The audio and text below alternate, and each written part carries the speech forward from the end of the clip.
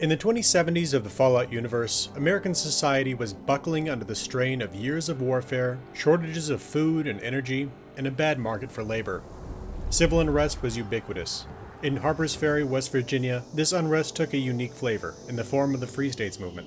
This group preached the gospel of the coming destruction of the United States due to the actions of the corrupt national government that was indifferent to the plight of its citizens. Many of this group's members were upfront about their beliefs, hoping that they could save as many people as possible from the coming apocalypse. But there were also those that simply chose to focus on saving themselves and their families.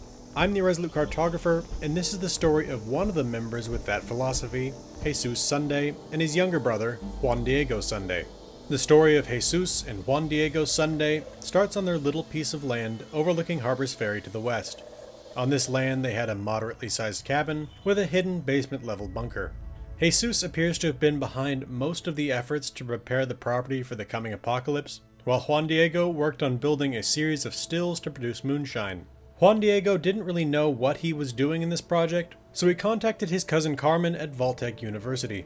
Carmen put Juan Diego in touch with her roommate, an engineering major who was happy to help out. Along with preparing their property for the apocalypse, the brothers also participated in survivalist training with other Free States members at the Vest Training Ground in early 2077.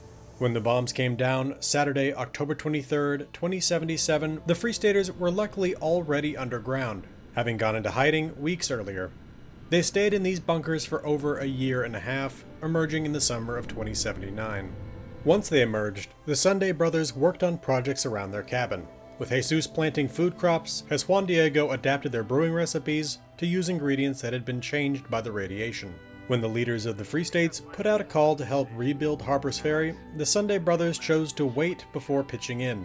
When they did finally arrive, Jesus was struck by the disorder of the society that had been created. He viewed the project as fatally flawed, and though he did commit some of their supplies to the effort, they spent most of their time working on their own cabin, rather than committing to the communal reconstruction efforts.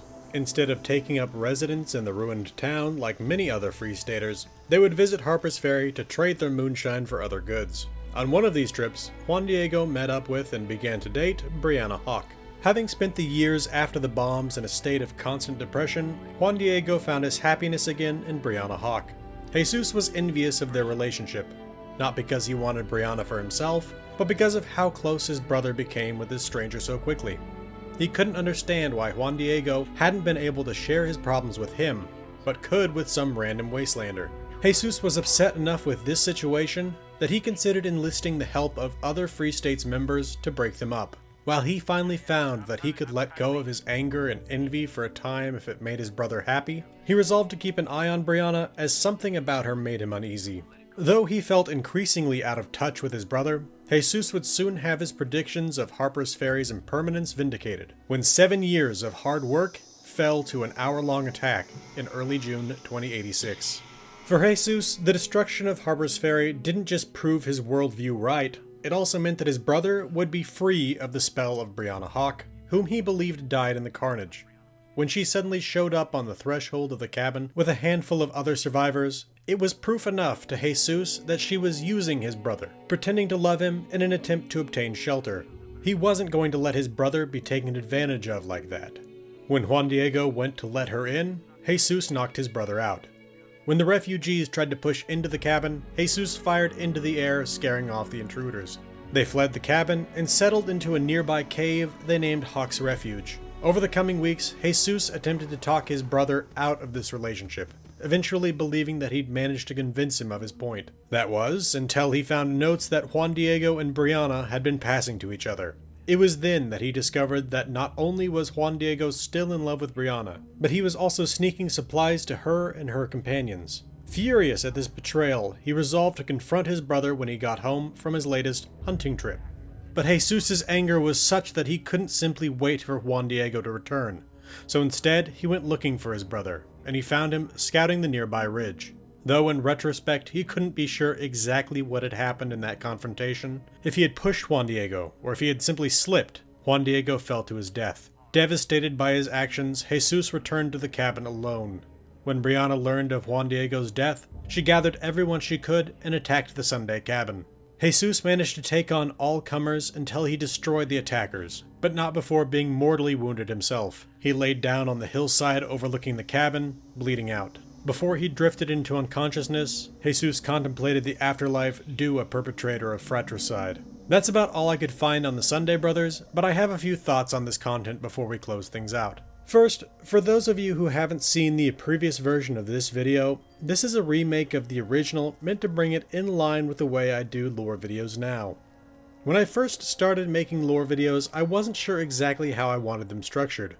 The original version of this video is 21 minutes long, and 3/4 of that is just me showing you where the lore can be found, playing the holotapes, reading the notes, and the terminal. Along with this, the audio on the original was atrocious. This version is more in line with the quality of my more recent lore videos. Second, there is an extremely dubious piece of lore here in the form of a note called Brianna Hawk's diary. I say it's dubious because she claims in this note that the Sunday Brothers built a wall to protect their field of crops, and that at some point the field was burned accidentally. There is neither a wall nor any evidence that the field was ever burned. Because of these two glaring falsehoods, I take everything in this note with a grain of salt. And it's because of this, in fact, that I think to an extent that Jesus may have been right about Brianna Hawk. I think she may well have been a fabulist. That being said, I do think there are some kernels of truth to glean here. For example, she claims that she dated Juan Diego before the war, and this would account for the quick start to their post-war relationship. Third, in that original lore video, I said that the roommate of the cousin Carmen at VTU, the one that helped set up the distillery equipment, was Brianna Hawk. I believe this was the case because of a few things. A, the line in Brianna Hawk's diary where she says she dated Juan Diego before the bombs. As I said before, I think this is likely true due to how easily they enkindled or re-enkindled their relationship after the bombs. B, Jesus was clearly greatly concerned with protecting their supplies. Because of this, I assumed that he would want to keep their bunker secure, and the best way to do that is to keep it a secret. Because he surely knew his brother's feelings on the matter, I believe that Juan Diego would have brought the woman who helped him set up the distillery in secret so as not to incur the wrath of his brother, who likely wouldn't have wanted anyone else on the property. Because of this, Jesus never would have met Brianna Hawk at that time. And C, Juan Diego clearly loved his brother. Even after Jesus went so far as to knock him out, he still continued to try to get along with him. I assume that even after the bombs, he wouldn't want to damage his relationship with his brother by revealing that he had deceived him. With all this in mind, I still think it's a possibility that she helped with the distillery, but it's speculation and not supported by any direct evidence. Nowadays, I note things like that in my videos. In preparation for this remake, I checked the wiki to see if there was anything that I'd missed, and it turns out I both did and didn't miss something relevant. By this, I mean that there are a few cut terminal entries on Juan Diego's terminal that detail the name of the woman that helped him set up the distillery as Angie. While this entry in-game would decisively disprove my speculation, so long as this remains a cut terminal entry, it's not canon material, and thus speculation remains viable.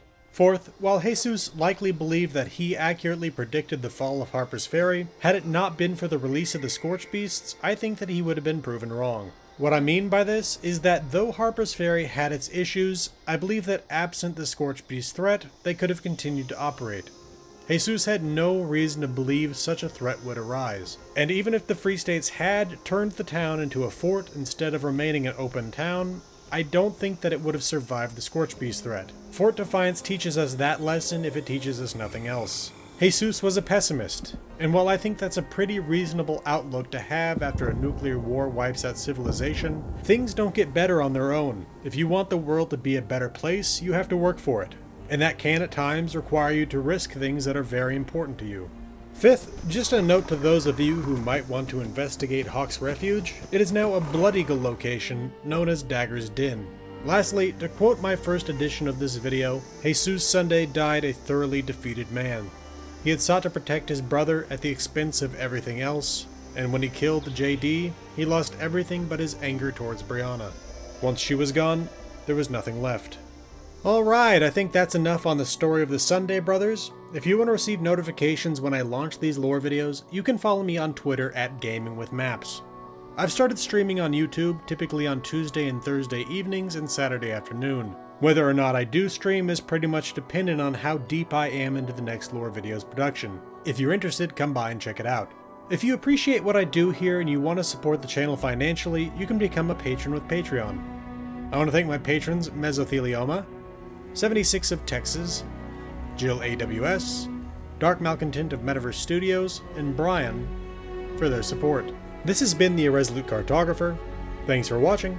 I'll see you again next time.